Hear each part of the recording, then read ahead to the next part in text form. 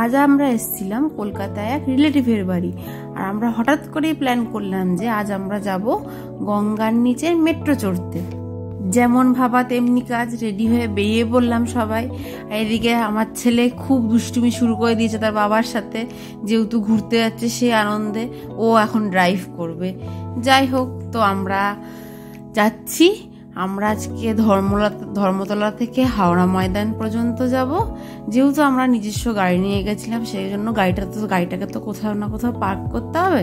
তাই ঠিক করলাম যে ধর্মতলাতে রেখেই না হয় যা। সত্যি কথা বলতে কলকাতাতে একবার গাড়ি নিয়ে বেরোলে সবসময় মনে হয় যেন সারাদিন গাড়ি নিয়ে ঘুরি। শহরটা এত টানে আমাকে যে বলে বোঝাতে পারবো না। আমার ছোটবেলা থেকেই শখ ছিল যদি কখনো কলকাতায় থাকতে পারতাম, কিন্তু আনফর্চুনেটলি আমার হাজব্যান্ডের চাকরি সূত্রে আমার সেখানে থাকা সম্ভব না। কিন্তু যেহেতু আমাদের রিলেটিভদের বাড়ি আছে, তার জন্য আমরা মাঝে মাঝে ওখানে ঘুরতে যাই। ছেলেটা ছোট থাকার কারণে অনেক দিন হলো, প্রায় যবে থেকে ছেলে হয়েছে প্রায় 1 বছর হতে গেল আমি ভিডিও পোস্ট করতে পারিনি। কিন্তু ভাবলাম আবার শুরু করা যাক। এখন আমার ছেলেটারও 1 বছর বয়স হয়ে গেছে, আবার নিজের ছোট ছোট স্মৃতিগুলো সব কিছু যদি ধরে রাখতে পারি আর সবার সাথে শেয়ার করে একটু আনন্দটা ভাগ করতে পারি, তো তোমরা আমাকে আবার সাপোর্ট করো। আমি আবার নতুন করে ভিডিও দেওয়ার অনেক চেষ্টা করব। রিসেন্টলি আমরা একটু ঘুরতেও যাব ঠিক করেছি, তো সেই ভিডিওগুলো আস্তে আস্তে পোস্ট করব। তোমাদের সাথে কথা বলতে বলতে আমরা প্রায় পৌঁছেই গেছি। আর আমরা গাড়িটা রাখবো ধর্মতলায়। অনেক পার্কিং ব্যবস্থা রয়েছে রাস্তার ওপর, সেখানেই গ্র্যান্ড হোটেলের উল্টো দিকে আমরা গাড়িটা পার্ক করে, যেহেতু এখানে পার্কিং এর একটু প্রবলেম রয়েছে সে কারণে আমাদের অনেকটা হাঁটতে হয়েছিল গাড়িটা পার্ক করে। কিন্তু কিছু করার নেই, একটু দূরে পার্কিং করেছিলাম আমরা। প্রায় 8 থেকে 10 মিনিট হাঁটার পর মার্কেটের ভেতর দিয়ে আমরা আমাদের গন্তব্যে ফাইনালি পৌঁছাতে পেরেছি। আমি, ছেলে, মা, বাবা আর আমার হাজবেন্ডই আজকে গিয়েছিলাম। এরপর আমরা আবার দুর্গাপুর ব্যাক করব। এখান থেকে আমরা কলকাতা এসেছিলাম আমার পিসি শাশুড়ির বাড়ি। দেখে যা বুঝতে পারছি ভালোই চালু হয়ে গেছে, বেশ ভালোই লোকজন যাতায়াত করছে।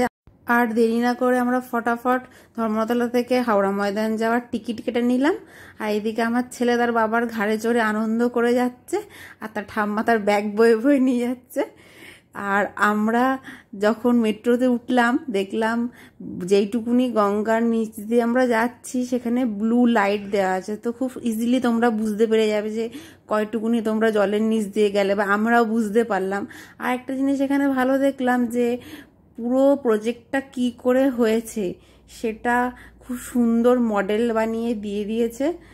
আর ওটা দেখলেই অ্যাকচুয়ালি পুরো পরিষ্কার বোঝা যাচ্ছে যে মেট্রোটা কোথা থেকে আসছে, কত দূর গেছে। পুরো প্রজেক্টটা তৈরি হয়েছে সল্টলেক থেকে হাওড়া ময়দান পর্যন্ত, কিন্তু এখনো পুরো রুটে চালু হয়নি মেট্রো।